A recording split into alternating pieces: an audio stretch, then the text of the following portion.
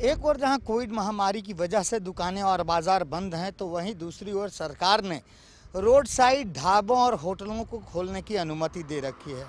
इस वक्त मैं बुंडू में मौजूद हूं और आप तस्वीरों में देखिए, ये केशव जी होटल है। यहाँ कुछ गाड़ियां नज़र आ रही हैं, इक्की दुक्की गाड़ियां नज़र आ रही हैं, लेकिन यहाँ भी पूरी तरह से सन्नाटा सा पसरा हुआ है। जाहिर सी बात है कि चूँकि वाहनों का परिचालन काफ़ी कम संख्या में हो पा रहा है, मूवमेंट काफ़ी कम है, इसकी वजह से रोड साइड ढाबों में जहां रौनक देखने को मिला करती थी, वहां इस तरह की तस्वीरें नज़र आ रही हैं। इस तरह का सूनापन या सन्नाटा कहा जा सकता है, हमें देखने को मिल रहा है। बहरहाल हम आपको इस ढाबे में लिए चलता हूं और दिखाता हूं कि अंदर की क्या तस्वीर है और कैसे दुकानदार या ढाबा संचालक, होटल संचालक अपना और अपने परिवार का भरण पोषण कर रहे हैं और उनकी क्या कुछ स्थिति है, कैसे वो अपने स्टाफ का, कर्मचारियों का जो वेतन है उसका भुगतान कर पा रहे हैं।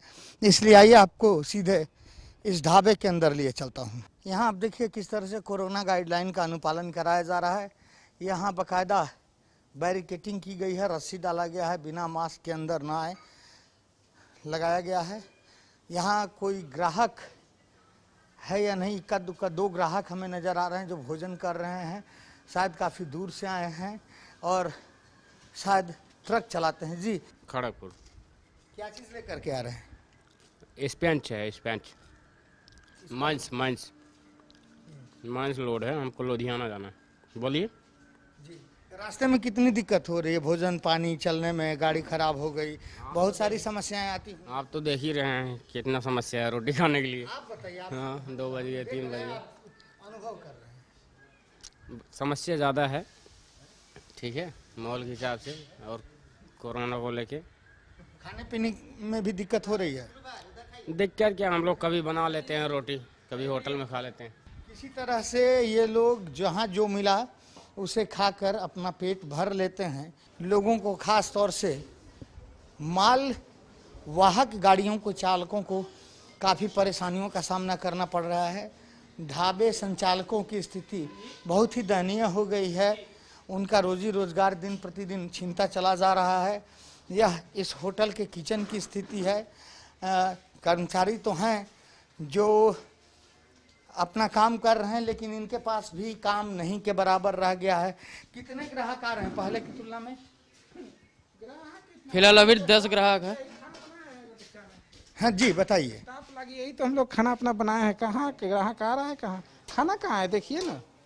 ये तो एक आध दो आ गए तो मजबूरी में रोएगा लगे कि खिलाओ कैसे यार, तो खिला देते हैं हम लोग। तो ढाबा संचालकों की भी स्थिति अच्छी नहीं है और वे भी बहुत ज़्यादा मुश्किलों का सामना कर रहे हैं। अपने लिए ही खाना बनाते हैं और यदि कोई ग्राहक दुकान में पहुंच गया तो उसी में से कुछ हिस्सा उन्हें दे देते हैं ताकि उनका भी पेट भरा रहे, वे भी अपना काम कर सके। तो एक तरह से कह सकते हैं कि आज की तारीख में सब कुछ भगवान भरोसे चल रहा है। सारी व्यवस्था ध्वस्त हो चुकी है और लोगों के समक्ष आजीविका चलाने के लिए जो साधन होने चाहिए वो नज़र नहीं आ रहा है। भूखमरी की सी स्थिति उत्पन्न होती चली जा रही है। कोरोना ने पूरी व्यवस्था को पूरी तरह से ध्वस्त कर रख दिया है। आप पूरे प्रदेश में ही नहीं बल्कि पूरे देश में कहीं भी निकल जाइए, आपको एक जैसी ही तस्वीर नज़र आएगी। हालांकि तमाम सरकारों ने कई सारी पाबंदियां लगा रखी है, जिसकी वजह से सड़कों की स्थिति काफ़ी हद तक बदल गई है। मैं इस वक्त रांची से लगभग 35 से 40 किलोमीटर की दूरी पर स्थित बुंडू में मौजूद हूं और ये सबसे पहले आपको सड़क दिखाने का प्रयास करता हूं। NH-33 है, जिसे झारखंड की लाइफलाइन कहा जाता है। झारखंड की पूरी अर्थव्यवस्था इसी सड़क के किनारे से संचालित होती है, क्योंकि झारखंड एक विषम भौगोलिक परिस्थितियों वाला राज्य है जहां रेल सुविधाएं बहुत ज़्यादा नहीं है। इसलिए यही सड़क झारखंड को प्राणवायु देने का काम करती है। यह वह सड़क है जहां हर घड़ी हज़ारों की संख्या में गाड़ियां नज़र आया करती थीं, लेकिन आज की तारीख में आप तस्वीरों को देखकर स्वतः अंदाज़ा लगा सकते हैं कि किस तरह से कोरोना ने सभी को प्रभावित किया है। बहरहाल इस 35 से 40 किलोमीटर की यात्रा के दौरान हमें अब तक कहीं कोई चेक नाका नहीं मिला। हो सकता है कि लोग काफ़ी ज़्यादा जागरूक हो गए हों, क्योंकि सड़कों की स्थिति को देखकर ऐसा लगता है कि लोगों ने सरकार द्वारा जो निर्धारित गाइडलाइंस हैं उनको मान लिया है, उनका अनुपालन कर रहे हैं। ये देखिए, बुंडू में प्रवेश करते ही आपको बुंडू अनुमंडलीय अस्पताल नज़र आता है। यह बुंडू के लिए बेहद महत्वपूर्ण है, खास तौर से कोरोना महामारी के इस दौर में यहाँ की क्या कुछ स्थिति है उससे आपको रूबरू कराते हैं। ये बुंडू अनुमंडलीय अस्पताल है, यानी कि पूरा का पूरा बुंडू अनुमंडल, जिसमें कई सारे प्रखंड हैं, सिल्ली है, राहे है, सोनाहातू है, ये सारे प्रखंड और आसपास के इलाके, तमाड़ आदि के इलाके इलाज की व्यवस्था के लिए इसी अस्पताल पर निर्भर करते हैं। लेकिन यहाँ पेशेंट या दूसरे लोग नहीं के बराबर नज़र आ रहे हैं। काफ़ी कम संख्या है लोगों की। हो सकता है कि यहाँ के लोग स्वस्थ हों अथवा यहाँ की व्यवस्था पर उन्हें भरोसा नहीं हो। जी, आप क्या ड्यूटी करते हैं? हम तो सैनिटाइजर मारते हैं, हम तो गार्ड है। क्या आपके पास थर्मल एनालाइजर है? है, लेकिन वो तो खराब है थोड़ा ये बैटरी नहीं है। गार्ड साहब के हिसाब से थर्मल एनालाइजर यानी कि लोगों के टेम्परेचर को मापने की मशीन जो है बैटरी के अभाव में ख़राब पड़ी है। यह एक मिसमैनेजमेंट है, क्योंकि बहुत छोटी सी चीज़ है यह बैटरी, लेकिन वह भी अस्पताल में उपलब्ध नहीं है, जिसकी वजह से इस मशीन का संचालन नहीं किया जा रहा है। गार्ड साहब, आप ज़रा हमें डॉक्टर साहब के रूम तक ले चले गाइड करके, ताकि हम देख सकें। यहाँ लोग नहीं के बराबर नज़र आ रहे हैं। अस्पताल परिसर पूरी तरह से खाली है। हालांकि अस्पताल काफ़ी बड़ा है, काफ़ी विशाल है, लेकिन लगता है कि ये अब तक जिस तरह से इस्तेमाल में लाना जाना चाहिए, इसका इस्तेमाल नहीं किया जा रहा है। आपको सीधे डॉक्टर साहब के चैम्बर की ओर लिए चलते हैं। सेकेंड फ्लोर पर अवस्थित डॉक्टर विजय, जो यहाँ के प्रभारी हैं, मैं उनके चैम्बर के बाहर आ पहुँचा हूँ और अब सीधे डॉक्टर साहब से रूबरू होने का प्रयास करता हूँ, जो अपने चैम्बर में मौजूद हैं। डॉक्टर साहब, कोरोना की क्या कुछ स्थिति है और किस तरह से आप लोग आम लोगों की सहायता कर रहे हैं? जी, यहाँ कोरोना का संक्रमण बीच में तो काफ़ी बढ़ गया था बुंडू में, लेकिन अभी कुछ एक हफ्ते से धीरे धीरे कम होना शुरू हुआ है। क्या वैक्सीनेशन का काम यहाँ भी किया जा रहा है? क्योंकि वैक्सीनेशन पर सबसे ज़्यादा जोर दे रही है सरकार, तो वैक्सीनेशन की क्या स्थिति है और यहाँ कहाँ वैक्सीनेशन किया जा रहा है? क्योंकि हमें तो नज़र नहीं आया। और इवन आपका थर्मल एनालाइज़र एक महज एक छोटी सी बैटरी की वजह से फंक्शनल नहीं रह गया है। ये क्या बात है? नहीं, थर्मल स्कैनर दिया हुआ है, अगर बैटरी ख़राब है तो गार्ड को बोलना चाहिए था, बैटरी हम दे देते, ऐसा कोई बात नहीं है। लेकिन रहती है, हो सकता है कि आज हुआ हो, तो अभी हमारे पास हमको बोला नहीं, अभी तो हम नीचे में ही थे आपके सामने ही। खैर, जो भी हो हम उसको देख लेंगे हम। और जहाँ तक वैक्सीनेशन का सवाल है, तो वैक्सीनेशन में फर्स्ट डोज तो हम लोग ने लगभग 7,000 के आसपास किया है। एग्जैक्ट फिगर हम नहीं बता पाएंगे, लेकिन लगभग 6,000 से ऊपर ही हम लोगों ने किया है। और सेकेंड डोज में कमी है, पता नहीं क्यों इन लोग नहीं लेने आ रहे हैं, समझ में नहीं आता है। हम लोग काफ़ी प्रचार प्रसार भी करवाया है सभी के माध्यम से। हम लोगों ने, हमारे यहाँ प्रखंड विकास पदाधिकारी भी पूरे एरिया में घूम घूम के हम लोगों ने कैंप, हर पंचायत में हम लोगों ने कैंप 2 बार 3 बार 4 बार, किसी पंचायत में 4-4 बार कैंप हम लोग लगा चुके हैं। तो वैक्सीनेशन में थोड़ा लोगों में रुझान इधर कम हुआ है। फिर भी हम लोग प्रयास में हैं कि ताकि लोग, जो लोग बचे हुए हैं, ले लें। हमारा वैक्सीनेशन नीचे में चल रहा है इसी बिल्डिंग में, अभी वहाँ पे कोई है नहीं, क्योंकि गाइडलाइन के अनुसार जब तक 8 आदमी जमा नहीं होंगे तब तक फाइल खुलेगा नहीं। 10 है, तो अगर 8 आ जाएंगे तो फाइल खोल के सबको दे दिया जाएगा। और सेकेंड डोज का लोग पता करने आ रहे हैं एक्चुअली। तो सेकेंड डोज तो जैसा कि आप लोग जानते ही हैं कि 44 दिन हो गया है, 84 दिन हो गया है सरकार के गाइडलाइन के अनुसार। तो 42 दिन वाले लोग पता करने आ जाते हैं, जिनको नहीं मालूम है बहुत लोग। तो 84 दिन में एक्चुअली सेकेंड डोज तो अब पड़ नहीं रहा है। अब तो 84 दिन जब पूरेगा तभी सेकेंड डोज पड़ पाएगा। फर्स्ट डोज का हमारा चल रहा है, लेकिन अभी काफ़ी कम संख्या में लोग आ रहे हैं।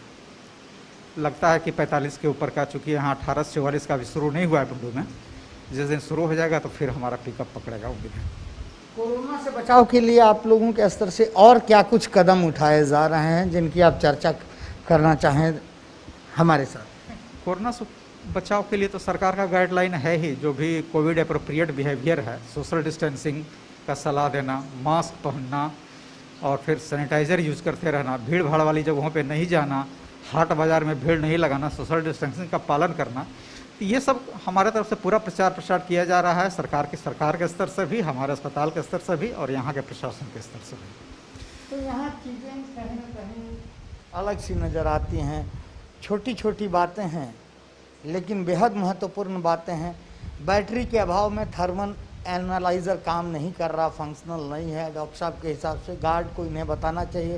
हालांकि हमारे हिसाब से डॉक्टर साहब को, जैसे हमने आते ही पूछा वैसे डॉक्टर साहब को पूछना चाहिए, लेकिन डॉक्टर साहब ने वो जिम्मेवारी निभाने में कहीं ना कहीं चूक कर दी। इसके अलावा यहाँ जो व्यवस्था कार्यरत है उस व्यवस्था को भी बहुत ज़्यादा दुरुस्त नहीं कहा जा सकता है, क्योंकि लोगों को जागरूक करना, लोगों को वैक्सीनेशन के प्रति बताना, उसके बारे में समझाना, ये डॉक्टर्स और जिला प्रशासन और अनुमंडल प्रशासन की जिम्मेवारी है। लेकिन जैसा कि डॉक्टर साहब बता रहे हैं कि लोगों का रुझान जो है वह बेहद ही निराशाजनक है और हमने भी देखा। और एक बार अपने कैमरे की निगाहों से अपने दर्शकों को भी दिखाते हैं। डॉक्टर साहब, कहाँ वैक्सीनेशन का काम चल रहा है, ज़रा हम वहाँ आपके साथ चलना चाहेंगे। तो आपको वहाँ लिए चलते हैं और दिखाते हैं कि किस तरह से वैक्सीनेशन का काम चल रहा है।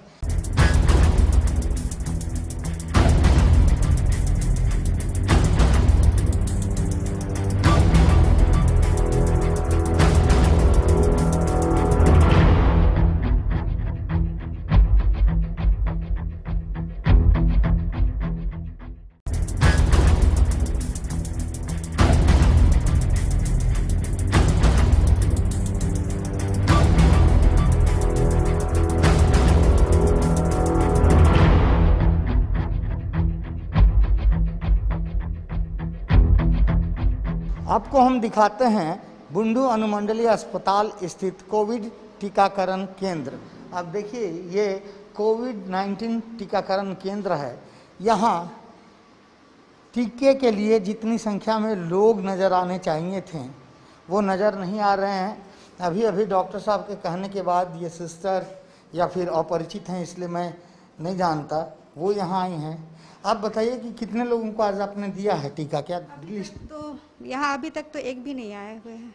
कल कितने आए थे, कितने को दिया था? कल मैं नहीं थी यहाँ पर। परसों आपने कितने को दिया था? परसों कम से कम 11 थे। 11 थे, सिर्फ 11 ही थे। बेहद निराशाजनक स्थिति है डॉक्टर साहब, और इससे बाहर निकलने की आवश्यकता है। बहरहाल आपसे अनुरोध है कि आप हमें अपना वो कोविड वार्ड या ऑक्सीजन सपोर्टेड बेड दिखाइए, वहाँ क्या कुछ व्यवस्था है और कितने मरीज फिलहाल भर्ती हैं आपके यहाँ, यह भी हमें। कोई मरीज नहीं अभी भर्ती है, अभी कोई नहीं है। तो क्या बुंडू में किसी को कोविड हुआ ही नहीं? ये तो बहुत ही अच्छी बात है। केवल ऑक्सीजन जिसको ज़रूरत होगी वही यहाँ आएंगे ना भर्ती होने। अधिकतर लोग तो होम आइसोलेशन में हैं, जो कि दवा खा रहे हैं, ठीक हो जा रहे हैं। आज कितनी दवाइयाँ बांटी गई? क्योंकि यहाँ कोविड वार्ड नहीं है तो हम लोगों ने ऑक्सीजन यहाँ के लिए रखा है कि अगर कोई पेशेंट अगर आ जाता है जिसको सांस में दिक्कत है तो हम लोग 3 घंटे 4 घंटे या अगर रात में आ गया तो रात भर के लिए ऑक्सीजन दे के हम लोग यहाँ रखते हैं और उसके बाद फिर रांची में कोविड सेंटर में उसको फिर भेज देते हैं। हालांकि सरकार की गाइडलाइन के अनुसार प्रखंडों तक में कोविड-19 की सही व्यवस्था करनी है, लेकिन ऑक्सीजन सिलेंडर है हमारे पास, उधर रखा हुआ है, एक्चुअली यहाँ पे नहीं रखते हैं। तो ये तो ऑक्सीजन सिलेंडर तो यहाँ होना चाहिए था प्रॉपर। तुरंत ही ले आएगा, वो यहीं पे है, यहीं पे एक जगह रखा हुआ, जैसे ही पेशेंट आएगा वहाँ से ले आता है। यहाँ फैन की सुविधा है, लेकिन बिजली की स्थिति को देखा जा सकता है किस तरह से केबल्स जो हैं शॉर्ट सर्किट की वजह से पूरी तरह से जले हुए हैं। डॉक्टर साहब के हिसाब से ऑक्सीजन सिलेंडर की व्यवस्था। कितने ऑक्सीजन सिलेंडर्स हैं डॉक्टर साहब आपके पास? 32 हैं। 42 32। डॉक्टर्स कितने हैं? डॉक्टर्स हमारे पास मात्र 2 हैं, एक हमारे अलावा एक और, सभी डेप्यूटेशन में है रांची में। 2 डॉक्टर से अस्पताल कैसे चलेगा? थोड़ा दिक्कत है। प्रशासन को लिखा गया है, CSO बोला गया है सबको, DC वगैरह सब, DC साहब वगैरह भी आए थे यहाँ, उनको भी बताया गया, तो बोले थे कि जल्दी ही हम वापस करते हैं आपका। हालांकि आप कह रहे हैं कि दवाइयों का वितरण किया जा रहा है, लेकिन ये दवाखाना है। नहीं, ये दवाखाना है, अभी ये पहले हुआ करता था, एक्चुअली हमारा दवा उधर रहता है। आइए, आपको जहाँ दवाइयों का वितरण किया जा रहा है उस केंद्र की क्या स्थिति? यह तो बंद पड़ा हुआ है और ये भी बंद पड़ा हुआ है। अब यहाँ जहाँ दवाइयों का वितरण किया जाता है, दवाइयाँ देखी जा सकती हैं। पंजीकरण काउंटर हालांकि लिखा हुआ है, लेकिन डॉक्टर साहब के हिसाब से यहीं से दवाइयों का सिलेंडर भी यहीं रखा हुआ है जी, लेकिन यहाँ ताला बंद पड़ा है। कुल मिलाकर के मैंने पहले ही कहा, यहाँ 3 बजे के बाद अस्पताल यहाँ चलती है। अभी मेरा 9 से 3 पुराने बिल्डिंग में चल रहा है। जी बिल्कुल, आपकी बात सही हो सकती है, लेकिन कुल मिलाकर के जिन चीज़ों के बारे में हमने जानकारी लेनी थी, उन्हें जिन्हें देखना था, जो ज़मीनी हकीकत है वो यही है कि देखिए, आप ताला खोला गया है। यहाँ डॉक्टर साहब ने बताया कि 30 ऑक्सीजन सिलेंडर्स हैं, लेकिन हमें यहाँ मात्र 5 ऑक्सीजन सिलेंडर ही नज़र आ रहे हैं, वह भी शौचालय में रखे गए हैं। दवाइयाँ हैं लेकिन वितरण बंद है, और यहाँ कोई कर्मचारी नहीं है जो दवाइयों का वितरण कर सके। तो जो भी वजह रही हो, लेकिन व्यवस्था बेहद ही निराशाजनक है, और ऐसी ही व्यवस्था यदि रही तो कोविड-19 से लड़ने के लिए इससे जो जंग जारी है सरकार की व्यवस्था की, उसमें हम बहुत बेहतर प्रदर्शन कर पाएंगे, इसकी उम्मीद नहीं की जा सकती है। कोविड-19 ने सभी की ज़िंदगी को पूरी तरह से अस्त व्यस्त करके रख दिया है। इसका सबसे ज़्यादा व्यापक प्रभाव यदि किसी वर्ग पर पड़ा है तो वो हैं हमारे अन्नदाता, हमारे किसान, जिनकी ज़िंदगी पूरी तरह से बदल गई है। क्योंकि इससे पहले किसानों ने धान की फसल उपजाई, लेकिन अब तक उनकी धान की फसल बिकी भी नहीं, और दूसरे फसल की तैयारी के लिए प्री मानसून की बारिश शुरू हो गई, जिसके बाद अब उनके पास शायद इतनी कैश नहीं है कि वे नई फसल के लिए अपने खेतों को तैयार कर सके, खेतों में जुताई बुआई का काम शुरू कर सके। और महंगाई चरम पर है।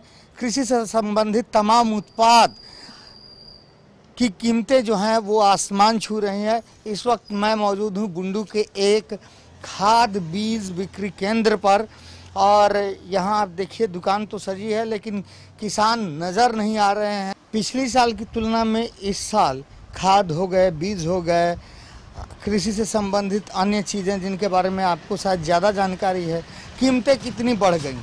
बहुत ज़्यादा DAP पे बढ़ गया है।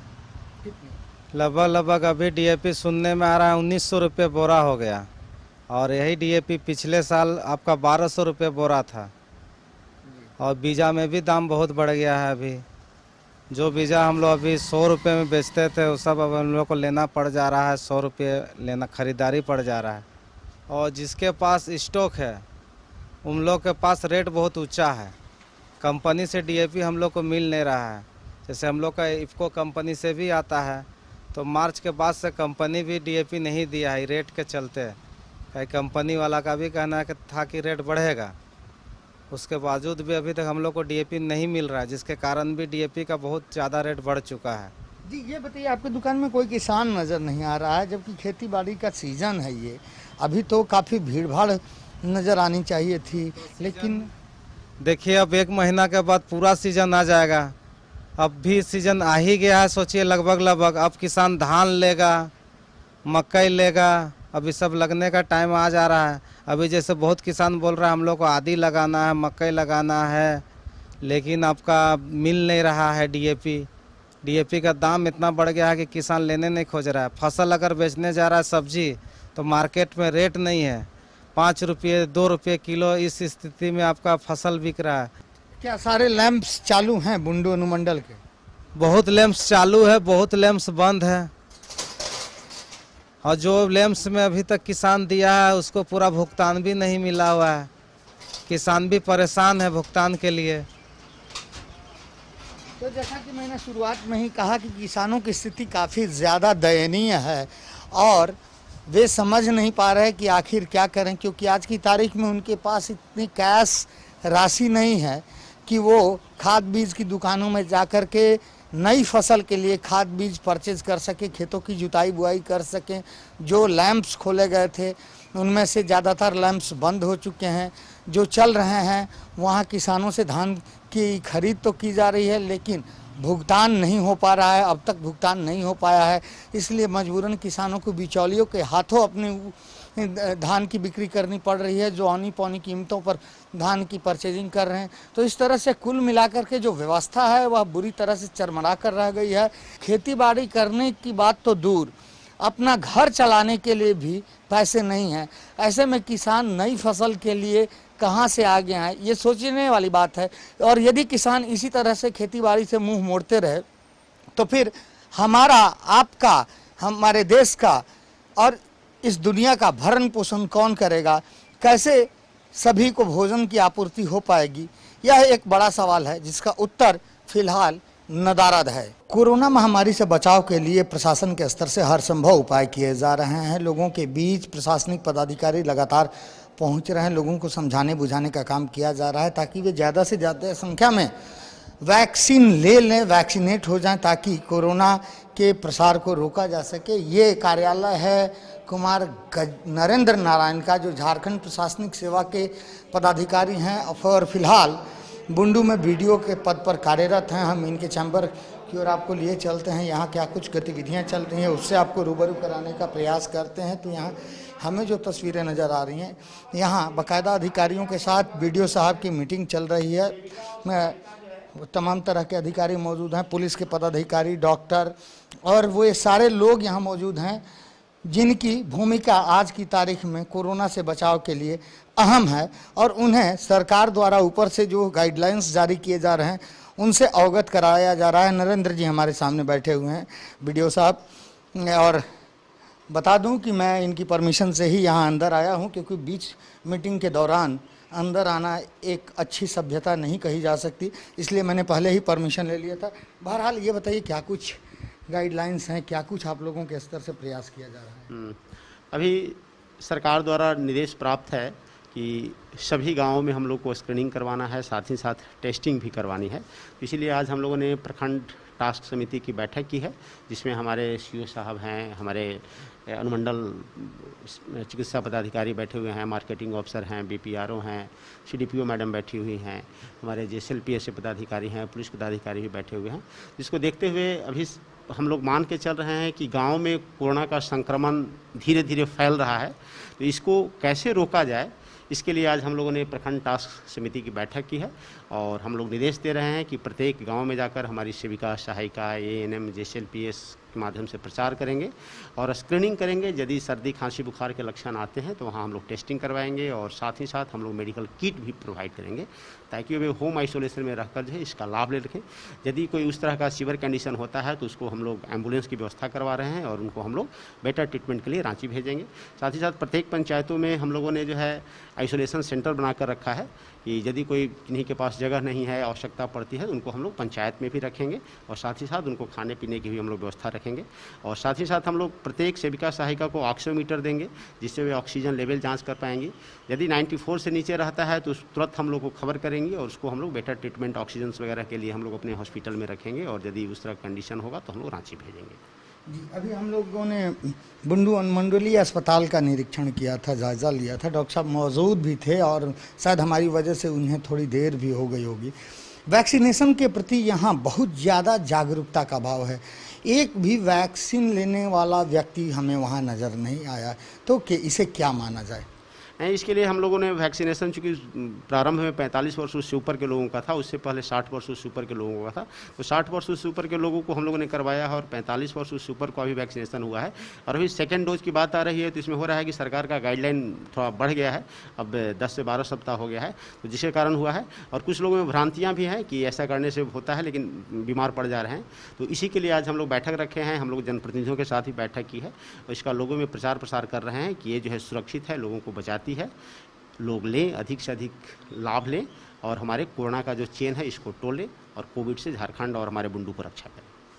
तो वीडियो साहब के हिसाब से अभी भी वैक्सीन को लेकर के लोगों के मन के अंदर कई प्रकार की भ्रांतियां बनी हुई हैं, जिसकी वजह से, हालांकि एक और आखिरी सवाल आपसे रहेगा, क्वारंटाइन सेंटर्स की बात आपने कही, लेकिन यहाँ कोई भी क्वारंटाइन सेंटर हमें देखने को नहीं मिला और डॉक्टर साहब ने बताया कि जो लोग भी कोरोना के लक्षण वाले हमें मिल रहे हैं, हम लोग उन्हें घरों में ही आइसोलेट कर रहे हैं। इस तरह की बहुत ज़्यादा व्यवस्था अब तक नहीं हो पाई है। ये चूँकि जो है, जो माइल्ड हैं उनको सरकार का जो गाइडलाइन है उसके तहत उनको घर में ही आइसोलेट करने का प्रावधान है। और यदि उस तरह का, यदि उनके घर में जगह वगैरह नहीं हो, कोई भी समस्या हो, तो उनको हम लोग अपने क्वारंटाइन करेंगे और सीवियर होने के बाद उनको हम लोग सदर हॉस्पिटल भेज देते हैं। यहाँ पुलिस के पदाधिकारी भी मौजूद हैं।